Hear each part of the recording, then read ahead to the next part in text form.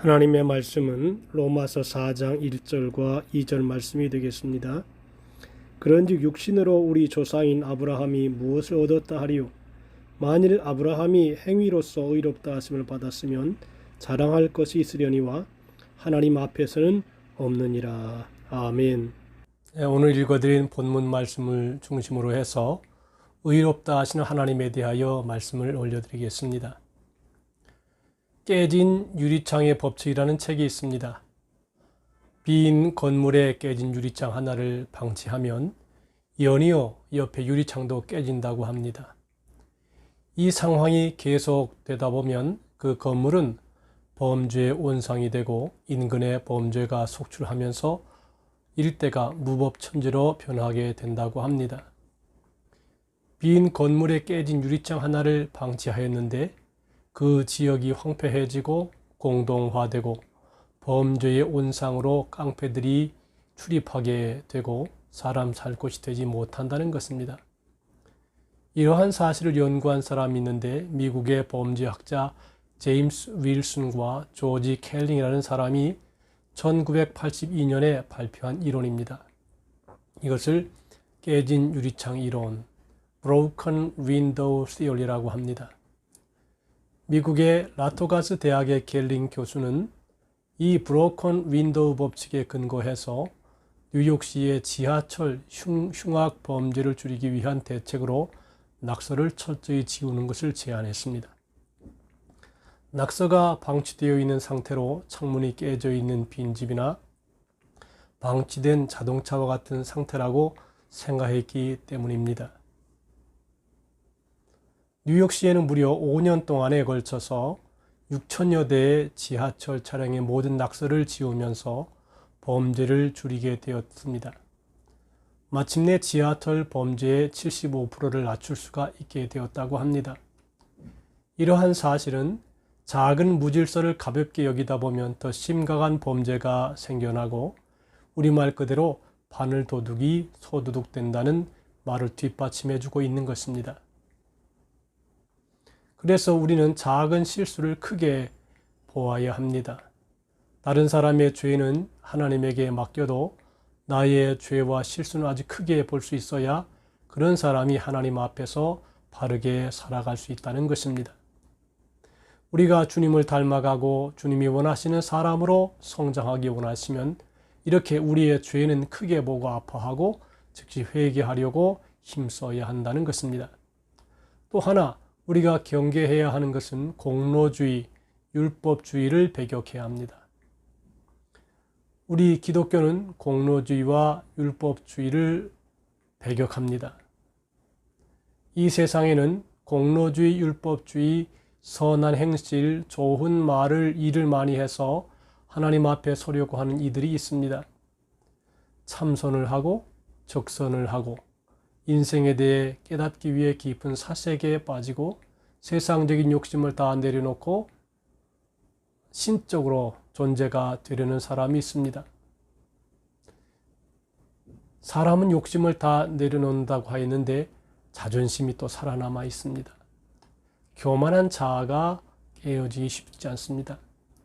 그래서 좋은 말을 많이 하고 구원받으려는 자세는 잘못된 것임을 알게 됩니다. 세상에 율법이 없을 때는 죄가 죄로 확정되지 않았습니다. 양심에 좀 걸리기는 해도 이런 것은 죄라고 확정해 줘야 하는데 율법이 있어야 죄는 죄로 확정되는 것입니다. 로마서 3장 20절에 그러므로 율법의 행위는 그의 앞에 의롭다 하심을 얻을 육체가 없나니 율법으로는 죄를 깨달음이니라고 하였습니다. 율법을 잘 지켜야 구원받는다고 하는 것은 틀린 이론이었습니다. 그런데도 우리 사람들은 하나님에게 그대로 잘 보이고 사람에게 살았다는 말을 들어야 한다고 가르쳤습니다. 우리는 하나님의 마음, 하나님의 소원을 알아야 합니다. 하나님은 모든 사람이 구원을 받으며 진리를 아는 데 이르기를 원하시느니라고 하셨습니다. 예수님을 하나님과 사람 사이에 화목제물이 되게 하셨습니다. 믿는 사람은 누구나 구원받게 되어 있습니다. 믿지 않아서 문제지 주님의 대속의 능력은 모든 사람에게 차별이 없다고 하셨습니다. 로마서 3장 22절에 곧 예수 그리스도를 믿음으로 말미암아 모든 믿는 자에게 미치는 하나님의 의인이 차별이 없느니라고 하셨습니다.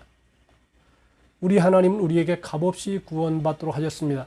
은혜라는 말은 우리를 위한 하나님의 위대한 단어입니다. 은혜란 값없이 주시는 호의요 분에 넘치는 하사품입니다. 하나님은 당신 앞에 무조건 믿으라, 받으라, 가져가라고 하십니다. 인생을 살면서 지은 죄와 심판 때문에 두려워하는데 그 죄의 심판은 아들 예수님, 죄 없으신 독생자 예수님에게 다 물렸으니 예수님만 믿으라. 예수님만을 주님으로 영접해라. 예수님만이 구원을 위하여 유일한 길이라고 믿으면 구원받는다고 하셨습니다. 이 구원이란 약은 사람을 살리는 약입니다. 죄 없는 한 사람이 대신하여 죽어야만 살릴 수 있는 구원이기에 공짜로 주어야 합니다. 사람이 값으로 살 수 없는 약이 있습니다. 생명을 살리기 위하여 생명을 드려야 하는 것이 구원인 것입니다. 그래서 하나님은 은혜로 그냥 주시기로 하셨습니다. 사람이 지은 죄로 인하여 심판을 받아야 하는데 하나님의 아들이 우리를 대신하여 십자가에 지시고 우리의 죄를 대신 짊어지시고 죽으셨는데 하나님의 아들의 생명을 어떻게 값을 매기겠습니까? 우리의 생명이라도 온 천하와 바꿀 수 없는 것인데 하나님의 아들을 어떻게 값으로 따질 것입니까? 이 세상이 너무나 귀하고 소중한 것은 값을 매기지 않습니다. 공기, 물, 땅, 햇빛 이런 것은 너무나 귀하기 때문에 그냥 공짜로 주시는 것입니다. 우리들이 구원받는 것은 오직 하나님의 은혜로 되는 것입니다. 하나님의 한없이 많으신 긍휼하심을 따라서 은혜 중에 믿어서 구원받습니다. 우리들이 구원받은 것은 우리의 행위가 고귀하고 행실이 아름다워 구원받는 것이 아니며 성경에 나온 율법을 잘 준행하여 구원받는 것도 아닙니다. 오직 믿음으로 구원받았습니다. 바울은 의인이 되는 문제를 가지고 이런저런 말씀으로 가르치는 것보다 의인의 본보기로 아브라함을 들고 있습니다. 성경에는 유대인의 조상이요 믿음의 조상이신 아브라함이 의롭다함을 얻는 것이 어떤 행위로 된 것이 아니라 믿음으로 의롭다함을 받았다고 하는 것을 강조하고 있습니다. 아브라함의 믿음과 그분의 생애는 우리에게 도움을 주고 있으며 그는 믿음의 조상이요 모든 사람이 본받아야 하는 위대한 인물입니다. 아브라함이 하나님 앞에서 의롭다함을 받은 것은 그의 행위가 고상하거나 아름다운 것이 아니었으며 오직 믿음으로 의롭다함을 받은 것이라고 사도 바울은 단언하고 있습니다.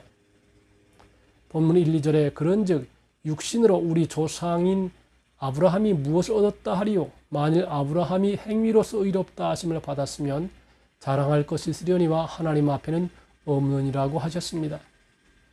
아브라함이란 분은 믿음의 조상이요 훌륭한 분입니다. 그러나 그의 행위가 깨끗하고 정직하고 죄가 없으므로 의롭다 하시는 말씀을 들었다고 하면 그는 정말 자랑스러운 사람이요 자기를 내세울 만한 인물입니다. 그런데 사도 바울은 아브라함이 행위로 의롭게 되었더라면 그에게는 자랑할 것이 있었을 것입니다.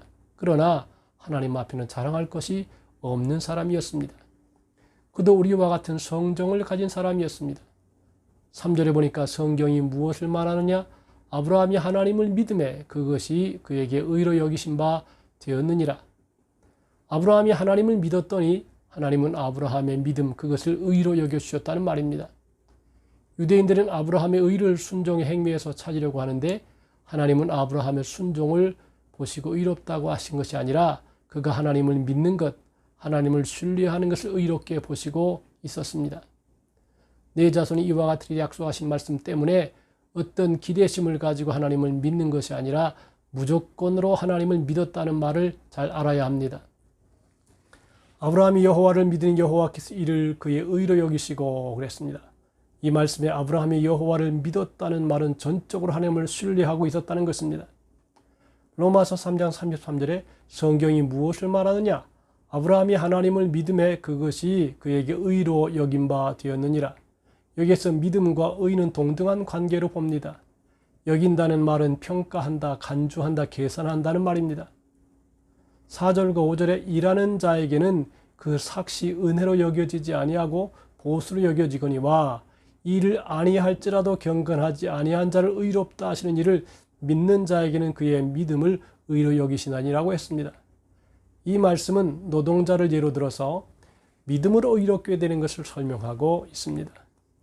일을 시켰으면 돈을 주어야 합니다. 일한 사람에게 노임을 주는 것은 마땅한 일이지 은혜가 아닙니다. 노동자가 일을 하였으면 채권자가 되고 주인은 당연히 돈을 주어야 하는 채무자가 됩니다. 내가 일해서 돈을 받는 것처럼 내가 열심히 믿고 노력하여 얻은 구원이라고 하면 하나님이 주셔서 받은 것이 아니라 내가 만들어낸 구원이지 하나님과는 상관이 없는 구원이 될 수 있습니다. 하나님이 말씀하시는 구원은 노력한 결과가 아니고 은혜로 주시는 구원입니다. 우리는 하나님의 은혜로 구원받았고 믿음으로 구원받았습니다. 에베소 2장 8절과 9절에 너희는 그 은혜에 의하여 믿음으로 말미암아 구원을 받았으니 이것은 너희에게서 난 것이 아니요 하나님의 선물이라. 행위에서 난 것이 아니니 이는 누구든지 자랑하지 못하게 함이라고 했습니다. 오늘 로마 3장 6절과 8절에 보니까 이러한 것이 없이 하나님께 의로 여기심을 받는 사람의 복에 대하여 다윗이 말한 바 불법이 사함을 받고 죄가 가리워짐을 받는 사람들은 복이 있고 주께서 그 죄를 인정하지 아니하실 사람은 복이 있도다 함과 같으니라고 하셨습니다. 불법이 사함을 받았습니다. 죄를 인정하지 않으셨습니다. 우리는 오직 믿음으로 하나님을 신뢰함으로 우리 주님을 주님으로 주인으로 영접함으로 구원받게 하셨습니다. 하나님은 우리가 누구인가를 따지지 않고 우리가 무엇을 하였는지도 묻지 아니하시고 우리를 대신하여 죽으신 예수님만 믿으면 구원받게 하셨습니다. 구원받을 자격도 없는데 경건하지도 않은 죄인인데 우리 주님이 우리를 대신하여 죽으심으로 구원받은 것입니다. 이제는 가난해도 죽음의 고통이 닥쳐와도 주님과 함께 십자가의 길을 걸어갈 수 있게 되었습니다. 우리 모두가 이 말씀을 마음속에 새겨서 구원의 감격이 넘치는 하루하루의 삶을 살아가실 수 있기를 주님의 이름으로 축복합니다. 기도합니다. 오 하나님 아버지, 우리가 구원받은 것은 우리의 행위나 율법을 지켜서 구원받은 것이 아니라 오직 예수님을 나의 구주로 영접하고 받아들일 때에 믿을 때에 구원받는 것을 믿습니다. 우리가 그 믿음을 가지고 잘 간직하게 하시고 믿음으로 승리하게 하시고 하나님의 나라를 확장해 나가는 우리 모두가 되게 해 주옵소서. 예수님의 이름으로 기도하옵나이다.